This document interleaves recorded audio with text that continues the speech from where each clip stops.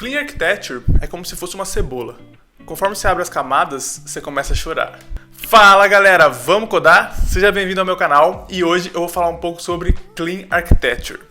Antes de mais nada, esse vídeo é baseado nesse artigo Multiple Ways of Defining Clean Architecture Layers, do Igor Voida. Então, assim que acabar o vídeo, vai lá, dá o suporte, porque foi ele que inspirou a fazer o vídeo de hoje. E, antes de falar 4 abordagens práticas de aplicar Clean Architecture, primeiro a gente precisa definir o que é Clean Architecture. Clean Architecture basicamente é um jeito de estruturar o seu código em camadas, e cada camada tem responsabilidades bem definidas. É bastante comum a gente ver por aí exemplos de Clean Architectures dividindo em 3 camadas: a camada de View, a camada de domínio e a camada de dados. Mas eu já vi outras abordagens criando também uma camada de Analytics e assim vai. E as camadas têm uma regra de dependência bem definida. As camadas de dentro não conhecem as camadas de fora, de modo que qualquer alteração na camada mais externa não afeta em nada a camada mais interna. E isso faz com que a gente consiga fazer um código bastante desacoplado. E código mais desacoplado é mais escalável, mais testável e todas essas vantagens. Repare que Clean Arch independe de arquitetura. Você pode usar um MVP, um MVVM, um MVC, um Viper e ainda assim você vai conseguir aplicar os conceitos de Clean Arch e ter as suas vantagens. Como a gente precisa de uma divisão bem definida entre as camadas, é comum a gente ter que criar a representação de nossa entidade em cada uma dessas camadas. Aqui no slide a gente tem um exemplo com a entidade episódio. A gente tem uma representação da entidade episódio na camada de dados, onde eventualmente a gente consegue aplicar alguma lógica de criação de ID, colocar notations de serialização e etc. A gente também tem nossa representação da entidade episódio na camada de domain, onde eventualmente a gente pode aplicar alguma regra de negócio, e uma definição da classe de episódio na camada de view, onde eventualmente a gente já pode ter algum campo que vai estar pronto para ser exibido na tela, sem aplicar nenhuma lógica ali na view. E aí vem uma crítica ao Clean Arch, que a gente precisa de muito boilerplate para conseguir respeitar essas camadas. Para conseguir transformar cada uma dessas entidades na entidade da próxima camada, a gente precisa de mappers em todos os lugares. Beleza, agora deixa o like, se inscreve no canal que a gente vai começar a ver código. E como que a gente pode estruturar nossas camadas de Clean Arch? Bom, eu me baseei no artigo para mostrar 4 maneiras de fazer isso. A primeira maneira é bem simples. A gente tem as camadas de Clean Arch dentro de um único módulo, e nesse exemplo é o módulo app. E a gente tem um package de data, um package de domain e um package view.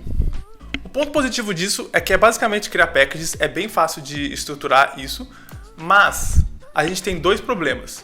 Primeiro que é muito fácil infringir a divisão de camadas que a gente busca com Clean Arch. E eventualmente, em alguma classe de view, a gente pode acabar acessando alguma classe de domain e acabar com código acoplado. Segundo que essa solução pode não escalar bem conforme a sua aplicação cresce. Se ela tiver muitas features, a gente vai ter um módulo muito grande e isso pode impactar em manutenção e tempo de build. A segunda maneira é ter um módulo para cada camada do Clean Arch. Um módulo para data, um módulo para domain e um módulo para view. Com isso a gente ganha uma definição bem estabelecida entre as camadas e conforme um módulo depender do outro, a gente não vai conseguir acessar objetos de uma camada em outra camada, nem acidentalmente, porque não vai nem compilar. O problema disso é que conforme a gente for criando ou deletando features, a gente vai ter que mexer em múltiplos módulos. Isso pode afetar o tempo de compilação. E isso não impede a gente acoplar funcionalidades, mesmo que acidentalmente. E funcionalidades acopladas é mais difícil de fazer a manutenção delas. A terceira maneira é criar um módulo para cada feature. Então a gente tem um módulo de feature A e um módulo de feature B. E dentro de cada módulo a gente cria os packages de divisão das camadas do Clean. Com isso a gente consegue evitar o problema de acoplar código entre as features, mas eventualmente a gente vai ter que criar alguns módulos base. Aquele módulo que vai ter classes utilitárias, classes base e assim vai. E a gente tem o mesmo problema da primeira abordagem, que é a gente não tem uma definição bem estabelecida entre as camadas do Clean. O que leva a gente para a última abordagem, que é ter módulos para a camada do Clean por feature. Ou seja, a gente vai ter um módulo de feature A data, módulo de feature A domain e módulo de feature A view. E a gente vai ter o módulo de feature B data, o módulo de feature B domain e o módulo de feature B view.